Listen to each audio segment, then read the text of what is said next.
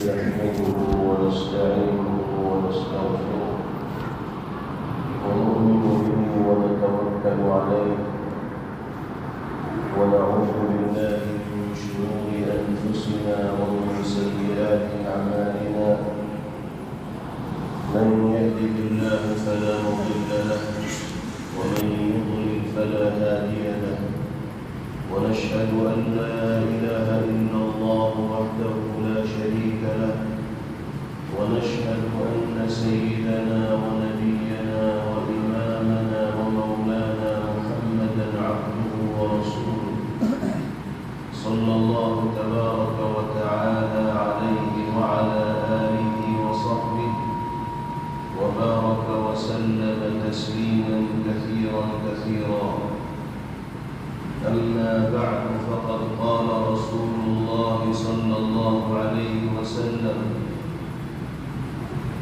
صوم يوم عاشوراء أحتسب على الله أن يكفر السنة التي قبله، أو كما قال عليه الصلاة والسلام.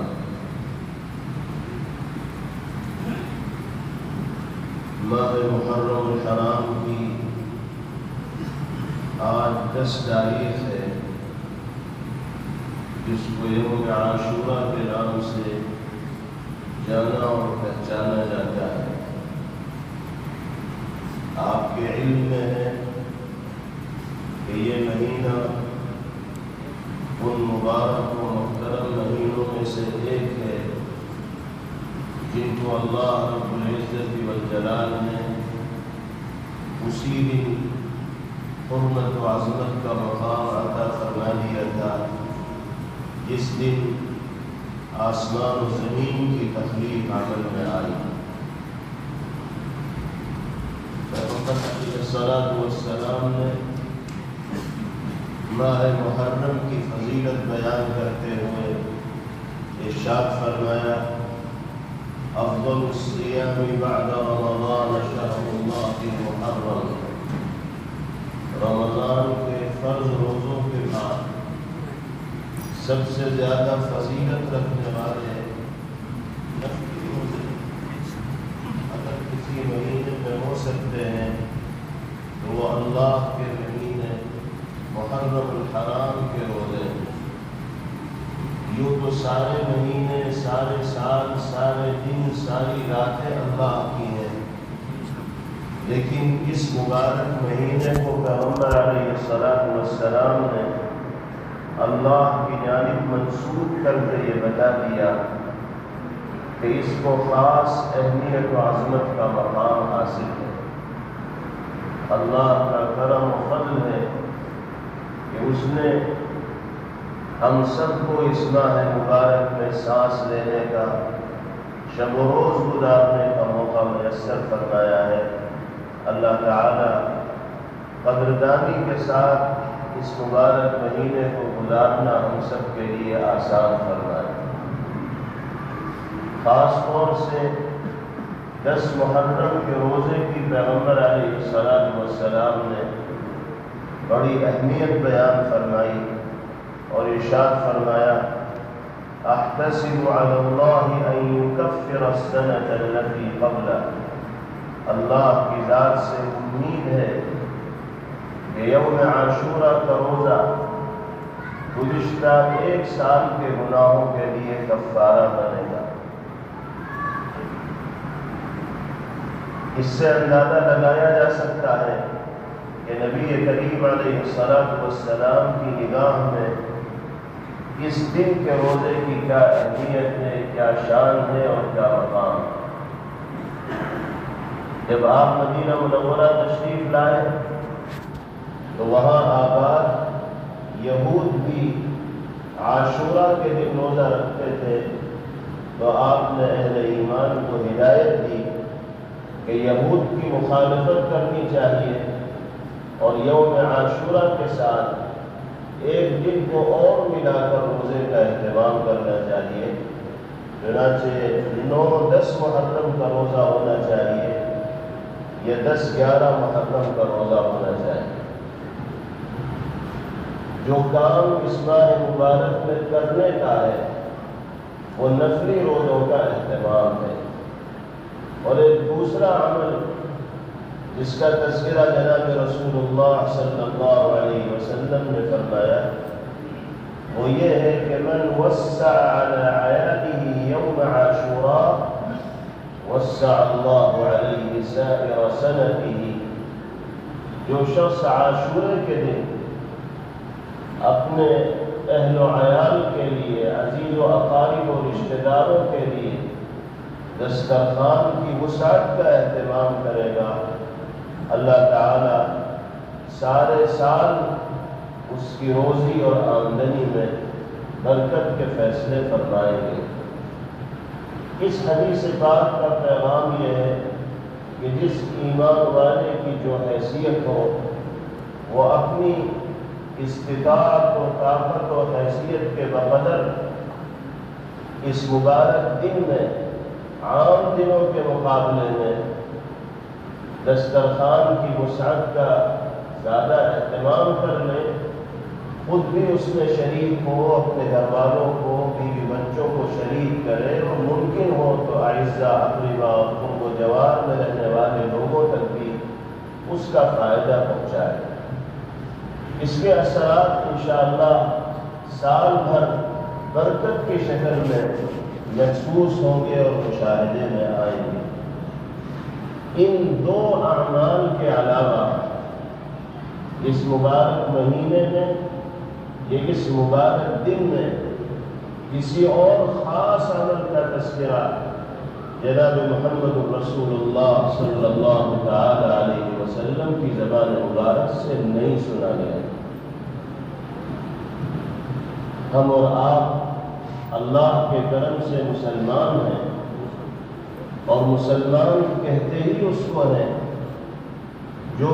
مطیع و فرما بردار بن کر زندگی گزارتا ہو، اللہ اور اس کے رسول صلی اللہ تعالی علیہ وسلم کی ہدایات پر عمل پیرا ہو کر زندگی گزارتا ہو۔ دین نام ہے اتباع اور پیروی کا،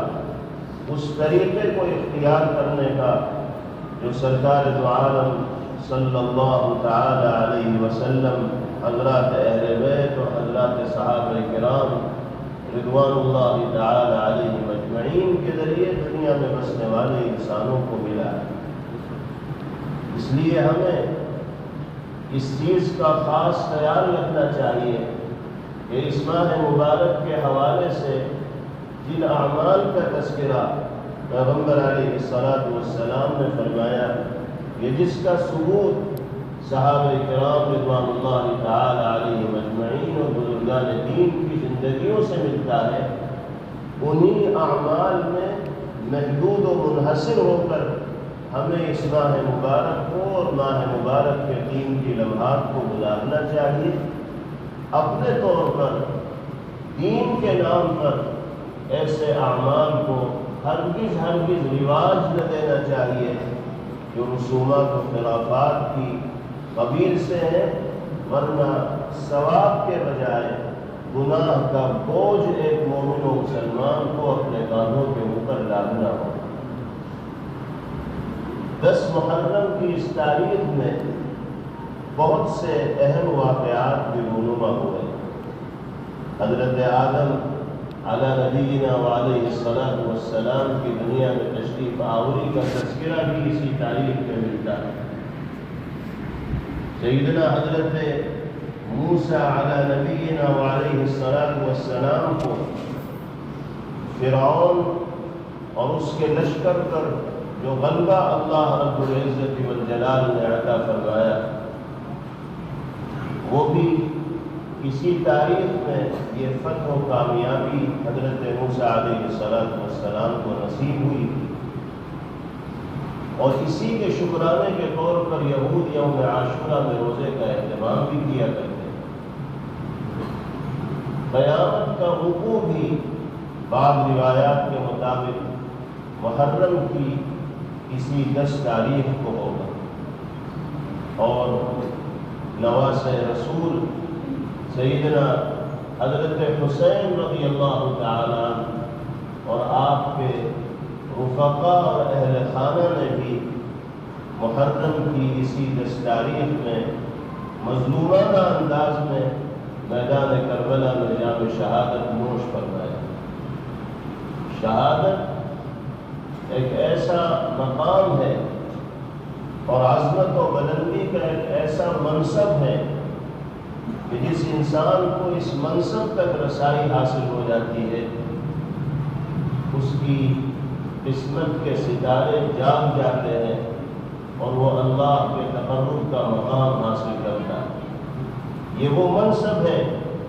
کہ جس کی حصولیابی کے لیے سرکار دو عالم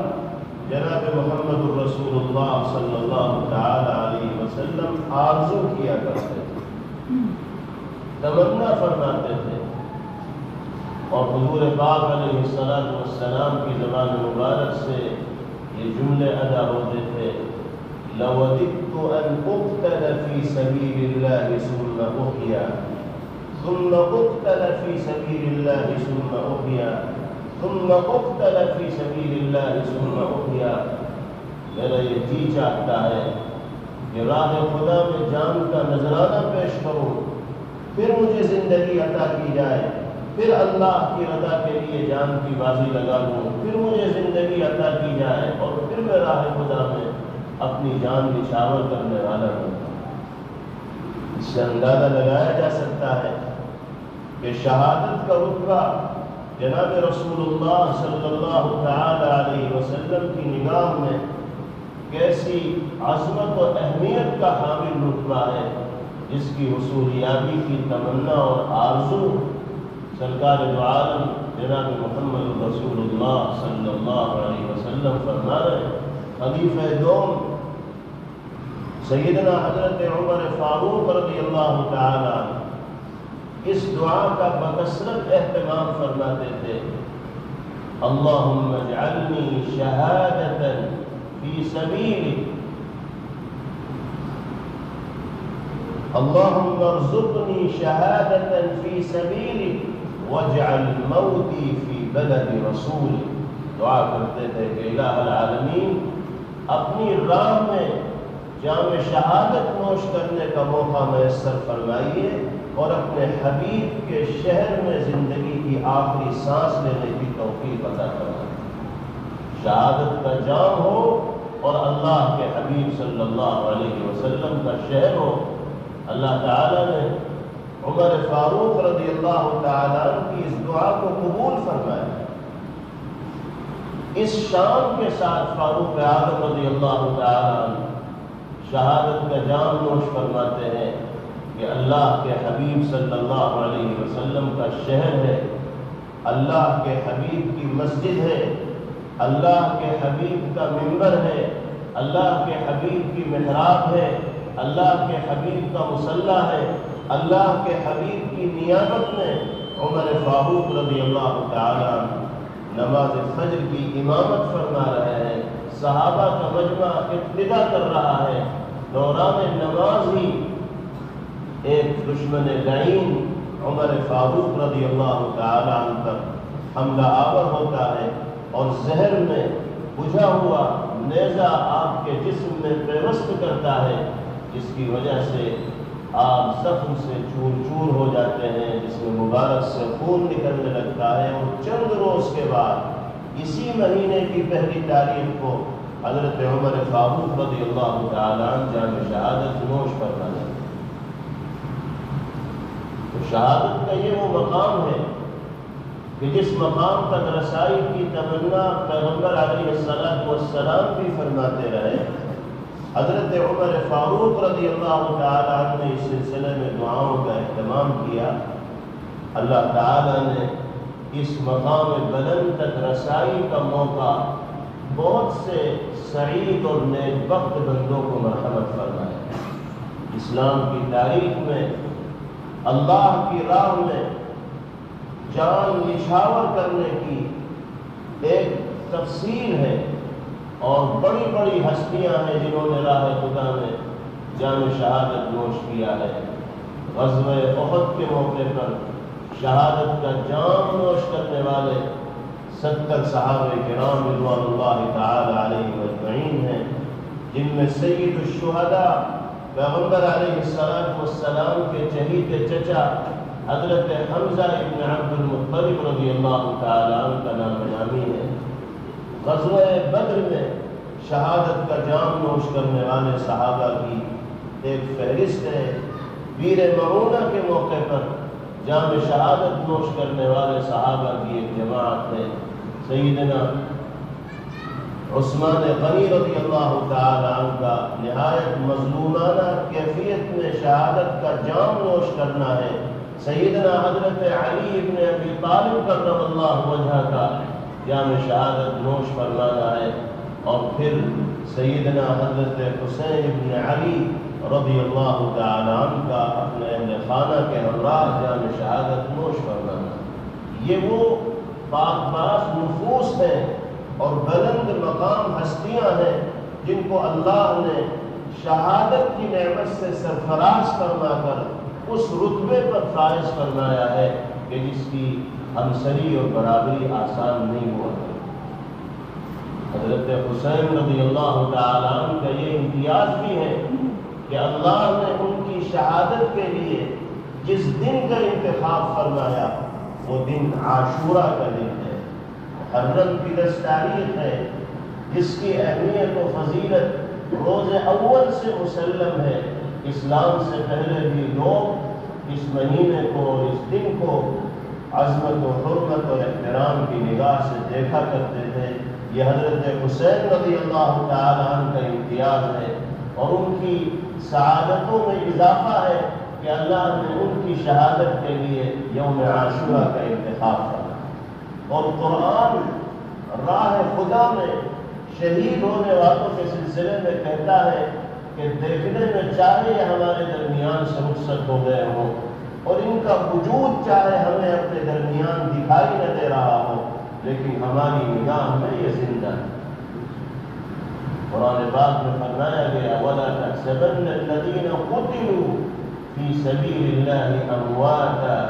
بَلْ أَحْيَاءٌ عِندَ رَبِّهِمْ يُرْزَقُونَ۔ جن لوگوں نے راہ خدا میں جام شہادت نوش کیا ان کو مردہ تصور مت کرو، وہ حقیقتاً زندہ ہیں اور پروردگار عالم کی جانب سے ان کی روزی کا سامان ہو رہا ہے۔ یہ کون کہہ رہا ہے؟ اللہ رب العزت والجلال فرما رہے ہیں۔ قرآن پاک کی آیت مبارکہ ہے، اس حقیقت کو قرآن پاک کی آیت کی شکل میں نازل کر کے رہتی دنیا تک آنے والے انسانوں کے لیے اللہ پاک نے شہید کے رتبے کو، اس کی عظمت کو، اس کے مقام کو بیان کرنا ہے۔ اللہ تعالی راہ خدا میں جام شہادت نوش کرنے والے اپنے پاک باز نفوس کی زندگیوں سے سبق لینا ہم سب کے لیے آسان فرمائے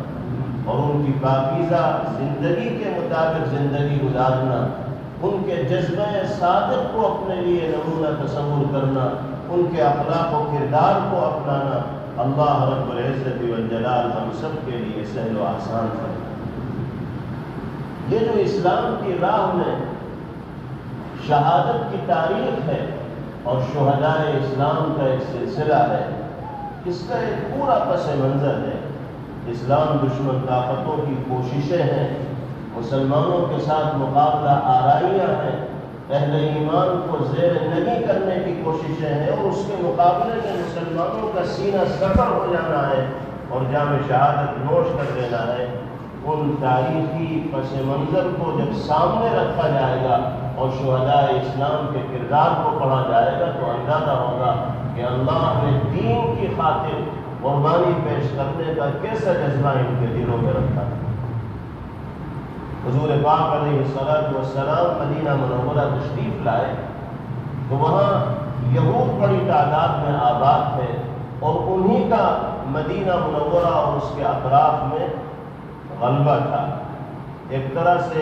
ان کی چودھراہٹ قائم تھی، ان کی ریاست قائم تھی اور وہ منمانی کیا کرتے تھے۔ حضور پاک علیہ السلام تشریف لائے، یہود کے قبائل سے معاہدہ کیا اور معاہدے میں یہ طے پایا کہ ہمارے کسی دشمن کے تم ساتھی نہیں بنو گے، ہمارا دشمن تمہارا دشمن ہوگا اور تمہارا کوئی دشمن ہوگا ہم بھی اس کا ساتھ نہیں دیں گے۔ یہود نے ابتداءً معاہدہ کیا لیکن معاہدے کی خلاف ورزی کری، مشرکین کی حمایت یہود کرنے لگے۔ اس معاہدے شکنی کی وجہ سے پیغمبر علیہ السلام نے مدینے میں آباد یہود کے مختلف قبائل کو مضبوطی حاصل ہونے کے بعد مدینے سے باہر کا راستہ دکھایا اور خیبر کی طرف ان کو روانہ کر دیا۔ پھر حضرت عمر فاروق رضی اللہ تعالیٰ عنہ کے زمانہ خلافت میں خیبر سے بھی یہود کو باہر نکال دیا گیا، کیونکہ پیغمبر علیہ السلام نے یہ ہدایت فرمائی تھی کہ جزیرۃ العرب سے ان کو باہر نکال دیا جائے۔ پہلے دن سے یہود اسلام اور مسلمانوں کے خلاف سازشیں رچتے رہے۔ جب خیبر سے ان کو نکال دیا گیا، پھر حضرت عمر فاروق رضی اللہ تعالیٰ عنہ کی شہادت ہو گئی، حضرت عثمان غنی رضی اللہ تعالیٰ عنہ کے خلافت کا زمانہ آیا اور 6 برس بہت اچھے انداز میں حضرت عثمان رضی اللہ تعالیٰ عنہ کی خلافت کا نظام چلا۔ تو انہی یہودیوں میں ایک شخص تھا عبداللہ ابن سبا، جس نے اپنے آپ کو مسلمان باور کرانا شروع کیا۔ تھا یہودی، دل میں نفاق چھپا ہوا تھا، مسلمانوں کے خلاف ریشہ دوانیاں کرتا تھا، لیکن اپنے آپ کو مسلمان کہنا شروع کیا، اور جو نئے لوگ اسلام میں داخل ہو رہے تھے ان کو اپنا ہمنوا بنایا، ان کے ساتھ ایک ٹیم تیار کی، ایک جماعت تیار کی، اور حضرت عثمان غنی رضی اللہ تعالیٰ عنہ کے خلاف لوگوں کو تیار کر لیا، اور ذہن یہ بنایا لوگوں کا کہ حضرت علی بن ابی طالب کرم اللہ وجہہ پیغمبر علیہ السلام کے نائب رہے ہیں۔ حضور پاک علیہ السلام نے ان پر بڑا اعتماد فرمایا۔ ہجرت کے موقع پر اپنے بستر پر حضرت علی رضی اللہ تعالیٰ عنہ کو لٹا کر گئے۔ آپ کے داماد ہیں، چہیتی اور لاڈلی صاحبزادی کے زوج محترم ہیں، وہی اس لائق ہیں کہ ان کو منصب خلافت پر فائز کیا جائے۔ مہم یہ چھیڑی عبداللہ ابن سبا نے کہ عثمان غنی رضی اللہ تعالیٰ عنہ کو منصب خلافت سے اتارا جائے اور حضرت علی رضی اللہ تعالیٰ عنہ کو اس منصب پر بٹھایا جائے۔ حالانکہ حضرت علی رضی اللہ تعالیٰ عنہ خود متفق ہے حضرت عثمان رضی اللہ تعالیٰ عنہ کی خلافت پر، ان کے ہاتھ پر بیعت کیے ہوئے ہیں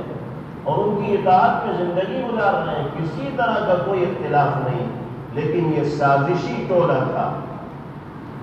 فریبی ٹولہ تھا، اس کی قیادت عبداللہ ابن سبا کر رہا تھا، اور اس نے لوگوں کے ذہن کو خراب کیا، اور ہر آدمی کو کیسا ہی برا کیوں نہ ہو واہ واہی کرنے والے اور ہم نوائی کرنے والے مل ہی جاتے ہیں۔ ہر آدمی کے ساتھ ایک ٹولی، ایک جماعت بن جاتی ہے۔ اس کے ساتھ بھی باغیوں کی ایک جماعت تیار ہوئی، اور پھر یہ اتنے غالب آئے اور ایسی طاقت ان کو حاصل ہوئی کہ حضرت عثمان رضی اللہ تعالیٰ عنہ کو گھر میں محصور کر دیا گیا، ان کا پانی بند کر دیا گیا۔ حضرت عثمان رضی اللہ تعالیٰ عنہ اپنے گھر میں مقید ہو کر زندگی گزارنے پر مجبور ہوئے۔ ان سے کہا گیا کہ آپ خلافت سے سبکدوش ہو جائیے۔ حضرت عثمان رضی اللہ عنہ نے فرمایا کہ میں خلافت کی ذمہ داری نہیں چھوڑ سکتا، کیونکہ پیغمبر علیہ السلام مجھے یہ وصیت فرما کر گئے تھے کہ عثمان، لوگ تم سے خلافت لینا چاہیں گے لیکن یہ قمیص تمہارے جسم سے اترنی نہ چاہیے، اس لیے میں جان دے دوں گا لیکن اللہ کے حبیب کی وصیت پر جیتے جی عمل نہیں چھوڑوں گا۔ حضرت عثمان رضی اللہ تعالیٰ جمے رہے، باغیوں کا ٹولہ آپ کے گھر کی دیوار کو پھلانگ کر آیا، حملہ کیا اور آپ نے جام شہادت نوش فرمایا۔ تفصیلی واقعات ہیں۔ پھر حضرت علی بن ابی طالب منصب خلافت کے اوپر متمکن ہوئے، یہ باغی ٹولہ متحرک رہا اور مسلمانوں میں خانہ جنگی اس کے ذریعے عام کی گئی۔ حضرت علی رضی اللہ تعالیٰ عنہ کا زمانہ خلافت تو اسی طرح کے اختلافات کی نظر ہوا۔ پھر حضرت حسن بن علی رضی اللہ تعالیٰ عنہ منصب خلافت پر آئے، 6 مہینہ منصب خلافت پر متمکن رہ کر سیدنا حضرت امیر معاویہ رضی اللہ تعالیٰ عنہ سے حضرت علی رضی اللہ تعالیٰ عنہ کی مصالحت ہوئی، اور پھر طویل زمانہ خلافت حضرت امیر معاویہ رضی اللہ تعالی عنہ کا رہا، اور بڑا انقلابی اور تاریخی دور حضرت معاویہ رضی اللہ عنہ کا رہا، جس میں اسلام کا دائرہ بہت وسیع ہوا۔ حضرت امیر معاویہ رضی اللہ عنہ دنیا سے تشریف لے جانے لگے تو انہوں نے خلافت پر اپنے بیٹے یزید کو نامزد کیا۔ اس وقت تک یزید کے اندر وہ خرابیاں دیکھنے میں نہیں آئی تھیں جس کی وجہ سے لوگ اس کو ناپسند سمجھتے تھے۔ حضرت معاویہ رضی اللہ عنہ نے یہ سمجھا کہ اگر یزید کو اس منصب پر بٹھایا جائے گا تو بنو امیہ کا طبقہ ہر جہاد جانب ہے، شام کے علاقے میں اور دیگر علاقوں میں تو انتشار نہیں ہوگا، نظام حکومت چلتا رہے۔ لیکن پھر یزید کی جانب سے جو صورتحال سامنے آئی اس کو ناپسند کیا گیا۔ حضرت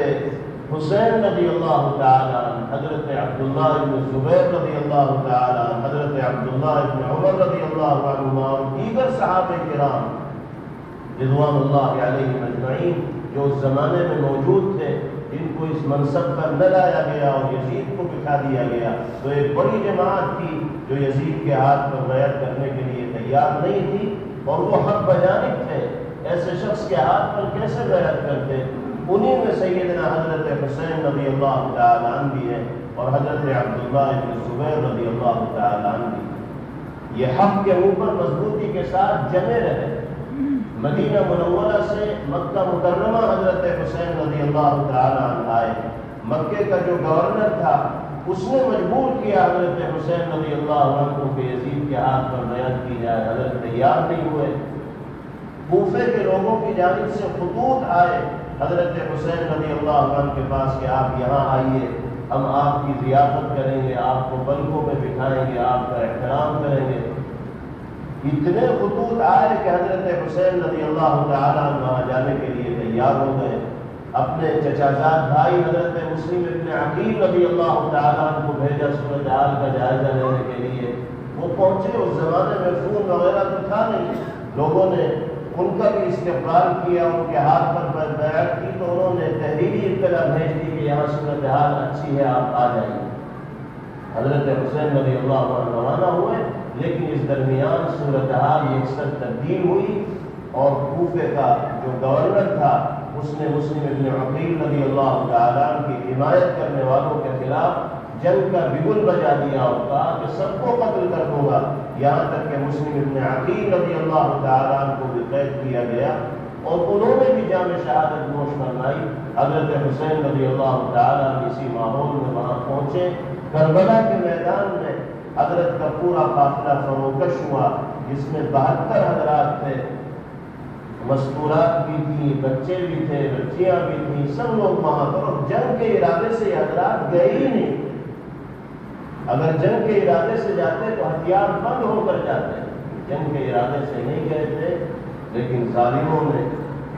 وہاں انتہائی ظلم کا اور زیادتی اور بربریت کا مظاہرہ پیغمبر علیہ الصلوۃ والسلام کے اہل خانہ کے ساتھ فرمایا۔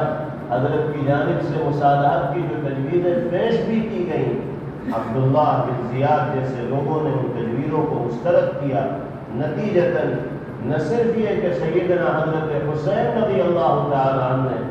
جام شہادت نوش فرمایا، بلکہ آپ کے قافلے کے بہت سے حضرات، جن میں چھوٹے چھوٹے بچے بھی تھے، مستورات بھی تھیں، دیگر حضرات بھی تھے، وہ جام شہادت نوش کر گئے اور ہمیشہ ہمیشہ کے لیے سرخرو ہو گئے۔ جن بدنصیبوں نے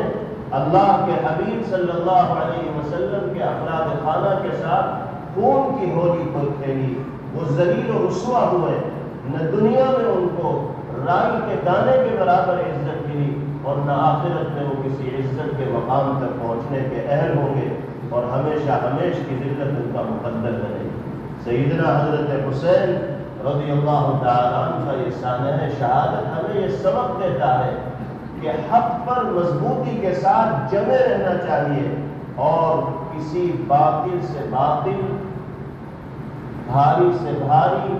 طاقت سے متاثر ہو کر اپنے ضمیر اور ایمان کا سودا نہ کرنا چاہیے۔ زیادہ سے زیادہ جان ہی تو جائے گی، ایمان سے انسان کو ہاتھ نہ دھونا چاہیے۔ آج کل دنیا کی جو صورتحال ہے اور سپر پاور اور فرقہ پرست طاقتیں جس طرح اپنے سامنے لوگوں کو سر جھکانے کے اوپر مجبور کر رہی ہیں، ایسے حالات میں حضرت حسین رضی اللہ تعالیٰ عنہ اور دیگر شہداء اسلام کی پاکیزہ زندگی ہمیں یہ سبق دیتی ہے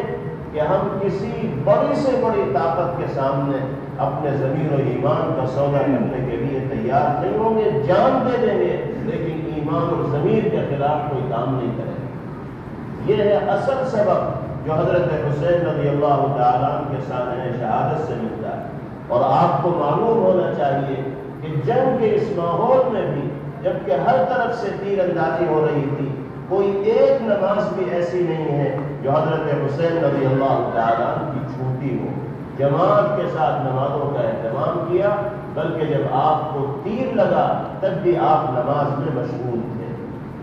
یہ سبق ہے حضرت حسین رضی اللہ تعالیٰ عنہ کا کہ ہر حال میں نماز کی ادائیگی کا اہتمام کرنا چاہیے۔ حضرات اہل بیت ہوں، حضرت حسین رضی اللہ تعالیٰ عنہ، یہ دیگر شہداء اسلام ہوں، ان سے سچی عقیدت و محبت کا تقاضا یہ ہے کہ ان جیسی پاکیزہ زندگی گزارنے کی کوشش کی جائے۔ اور محبت اہل بیت یہ حب حسین رضی اللہ تعالیٰ عنہ کے نام پر جو سینہ کوبی کی جاتی ہے، ماتمی جلوس نکالے جاتے ہیں، نوح خانی کی مجلسیں ہوتی ہیں، یہ سب کی سب چیزیں رسومات و خرافات کی قبیل سے ہیں، حقیقت سے ان کا، دین سے ان کا دور دور تک کوئی تعلق نہیں۔ پیغمبر علیہ السلام نے فرمایا لیس منا من ضرب الخدود وشق الجیوب ودعا بدعوى الجاہلیہ،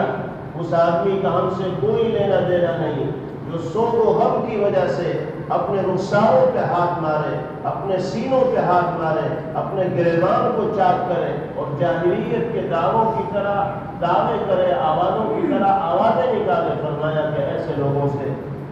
ہمارا کوئی لینا دینا نہیں۔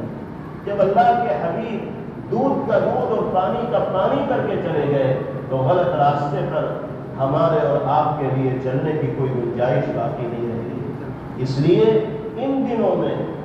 حب اہل بیت کے نام پر اور محبت حسین رضی اللہ تعالیٰ عنہ کے نام پر جو خرافات اور خلاف شرع اعمال ہوتے ہیں ان سے خود بھی بچیے، اپنے گھر کی مستورات و خواتین کو اور بچوں کو بھی بچائیے، اور اس طرح کے پروگراموں میں تماشبین کی حیثیت سے بھی شریک ہونے کی کوئی ضرورت نہیں ہے۔ اللہ کی بارگاہ میں حاضری ہوگی تو ہم سب کو اپنے اعمال کے سلسلے میں جواب دہ ہونا ہوگا۔ جو اصل سبق ہے شہادت کا اس کو سیکھنا چاہیے اور اسی کی روشنی میں زندگی گزارنی چاہیے۔ وآخر دعوانا ان الحمد للہ رب العالمین۔